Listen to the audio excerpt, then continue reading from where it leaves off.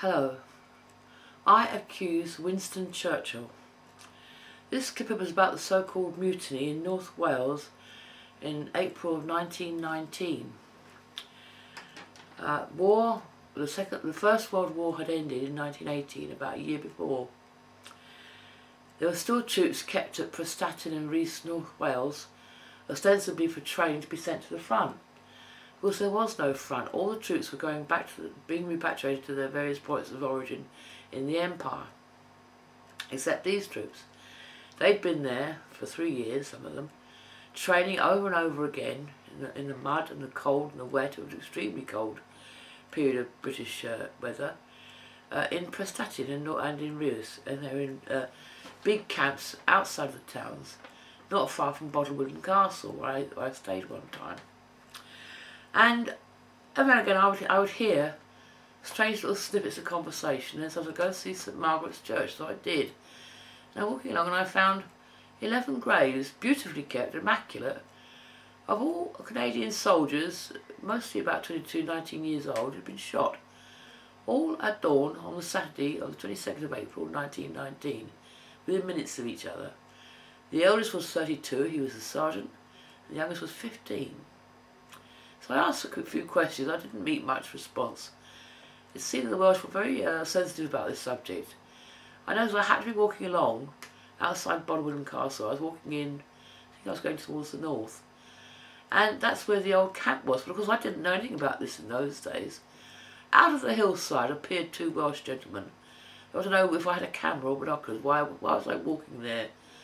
So after nearly 100 years, the Welsh are still very sensitive about what happened with the last mutiny in Britain, which was at that place.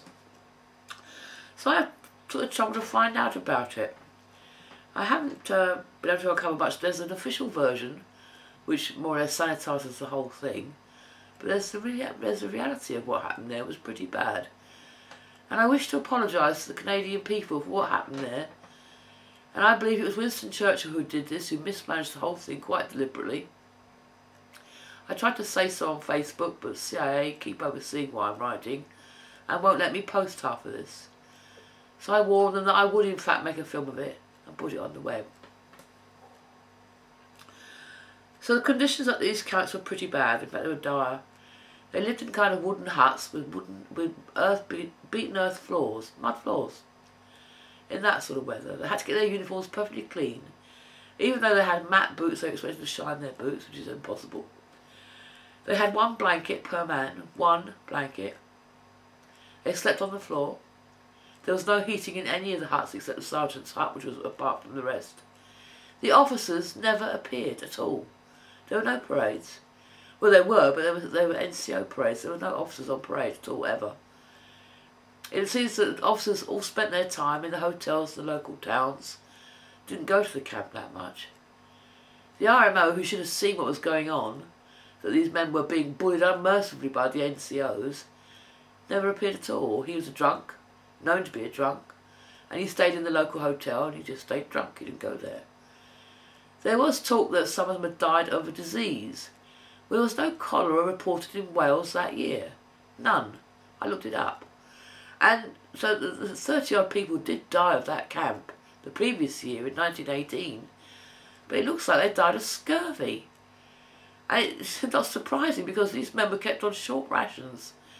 Now, in an age when men were mostly suffering from malnutrition anyway, that's very serious. They had 1 meal a day of gruel, which is not very nice. You look it up in Oliver Twist. It's really bad stuff you can't keep. Fit young men working day and night, doing God knows what rubbish, on 1 plate of gruel a day. So, not surprisingly, they were dying of scurvy, which is a disgrace in itself. But more things happened than that. In the May of that year, there was an argument about a girl. This is not uncommon amongst soldiers. They had an argument, and the very next day they got hold of drink. Someone got some drink into the camps, and the camp exploded. They rioted for 3 days. That's the truth, they did. But there's rioting and there's rioting. These men, their discipline had broken down. They'd lost it. They'd lost it. They beat up a couple of sergeants and threw them out of the camp. The men themselves never left the camp, or they did, but they didn't go into the town. Not one woman of Wales was insulted even. They were particularly careful not to do anything like that, because it would have upset the Welsh. So they stayed in their camps. They wouldn't let the NCOs back in. The officers found out about it and didn't go to the camp to calm things down. They stayed in their posh hotels, phoning London for help. So these are crummy officers, aren't they? And in fact, they were all British officers. They weren't Canadian officers. All these young men were Canadians. They shouldn't even have been there. They'd enlisted to help their mother country in her hour of need. And this is how they were treated. So they rioted, that is, they shouted and roared and broke things up and lounged about and wouldn't obey orders. Hardly the worst thing in the world. It's a breakdown of discipline. One that was long overdue from the sound of things. But word got back to Churchill in London. I believe he was in the War Office at the time. He wasn't even Prime Minister.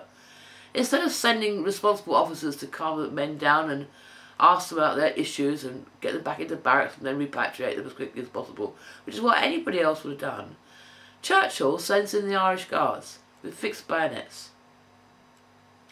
He also took train to Wales himself. Of course, he was one of those micromanagers. No one can do anything without him being there. The Irish Guards apparently went in with fixed bayonets and those long stick things they used to have. The Black and Tans had, and they hated long batons. From every report I've read, there's not much left now. It appears that the men themselves didn't want to fight.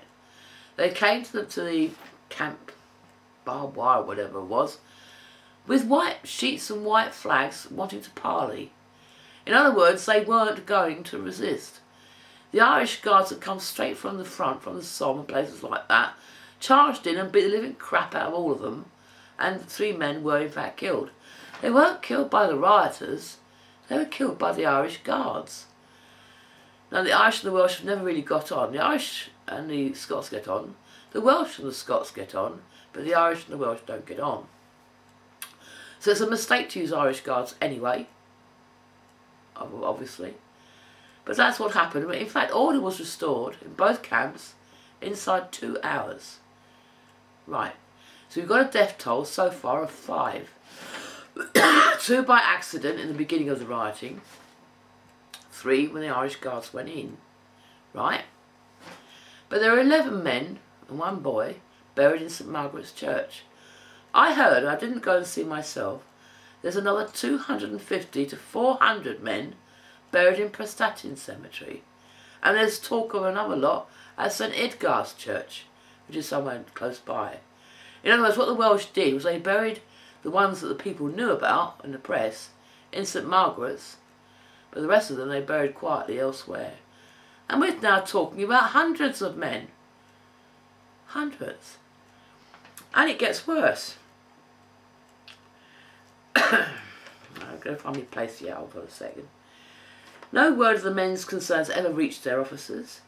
The NCOs who caused this breakdown of discipline by their brought out of the men were never disciplined at all.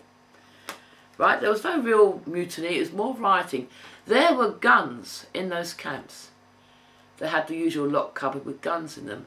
Those cupboards were not broken into. If it had been a mutiny, they would have done. They would have taken the guns. If it was a riot, they would have smashed up the town.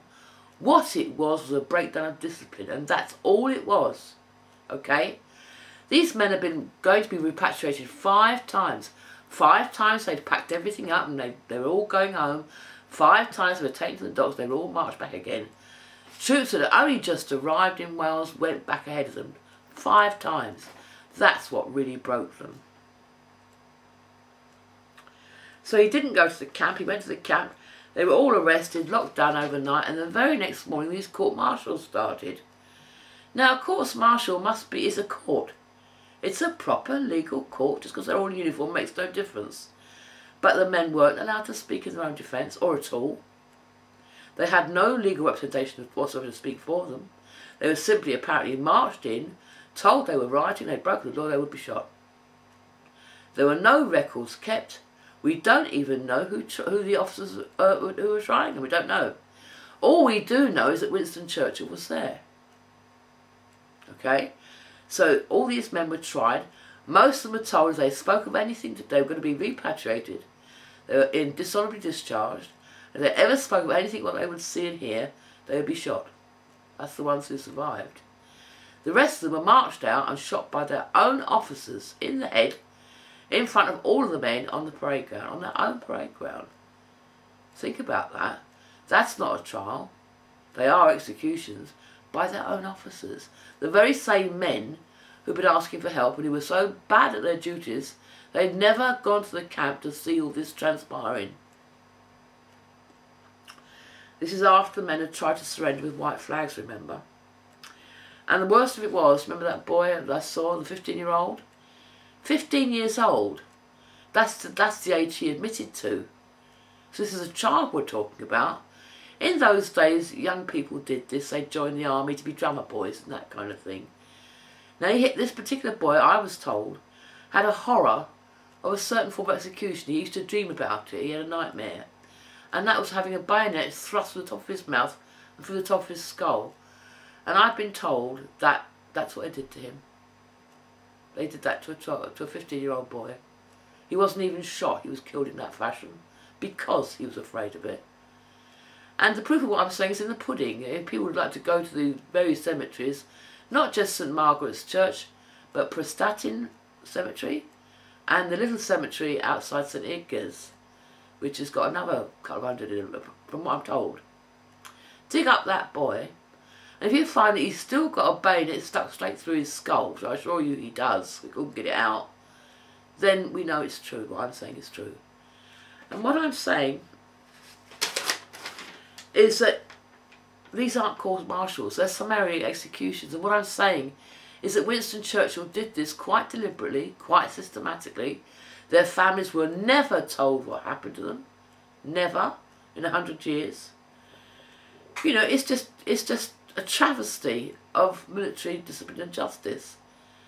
A breakdown of discipline was described as a mutiny, which is no such thing. If it had been a mutiny, they would have taken those guns and used them. They didn't. They just had enough. The war was over, they should have been home a year before, and they knew it. They weren't educated men, they were ordinary working class boys. Just a little bit of kindness, a little bit of leeway. It could have been an honourable episode because they had been treated badly. So I accuse Winston Churchill of being a bloodthirsty, harsh, cruel and unnatural tyrant. I know now that he started the war with Germany. He agitated for it for years because he was jealous. I know that he was a paid lackey of the central banks, the same central banks that are causing trouble now.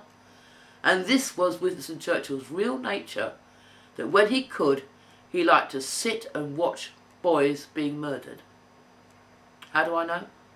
Because we're told that he left the camp before the court-martial started, aren't we? That's what we're told. But if you look in the papers and what records there are, there's hardly anything left. It's all been carefully combed out. But I found out he didn't reappear in London until after the executions were finished. In other words, he did. He stayed there and he watched. So I accuse Winston Churchill of being a traitor to the English nation, an absolute pig to our allied friends from Canada, and a cruel and unnatural pervert. He was a traitorous monster.